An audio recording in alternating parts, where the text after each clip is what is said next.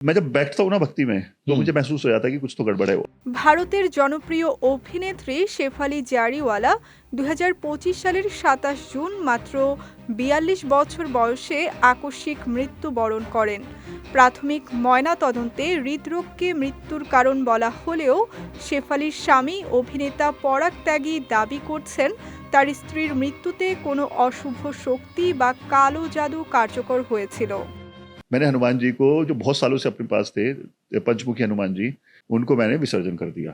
সম্প্রতি এক পডকাস্টে পরাগ ত্যাগী বলেন, শেফালির সঙ্গে অনেকবার অস্বাভাবিক ঘটনা ঘটেছিল, তবে মৃত্যুর আগে যা ঘটেছে তা ছিল অত্যন্ত শক্তিশালী।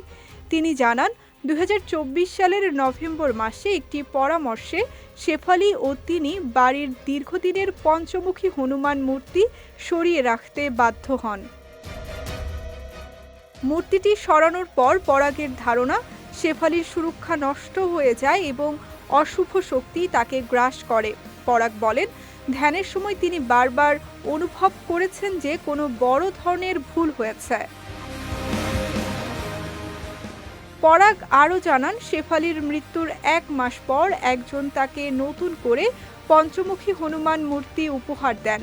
তিনি হনুমানজিকে উদ্দেশ্য করে বলেন, আপনি অনেক দেরি করে এসেছেন।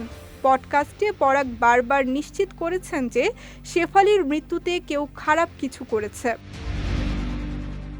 পরাগ ত্যাগীর এই দাবির পরিপ্রেক্ষিতে শেফালির মৃত্যুর বৈজ্ঞানিক ব্যাখ্যা ও অ্যান্টি এজিং ইনজেকশন সম্পর্কিত পার্শ্ব প্রতিক্রিয়ার বিষয়েও আলোচিত হয়েছে।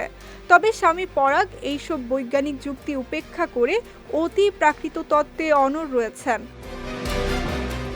শেফালি জারিওয়ালার আকস্মিক মৃত্যু এবং তার পেছনের সম্ভাব্য অতি প্রাকৃত প্রভাব নিয়ে বিতর্ক এখনও চলমান, যা বিনোদন মহলে চাঞ্চল্যের সৃষ্টি করেছে।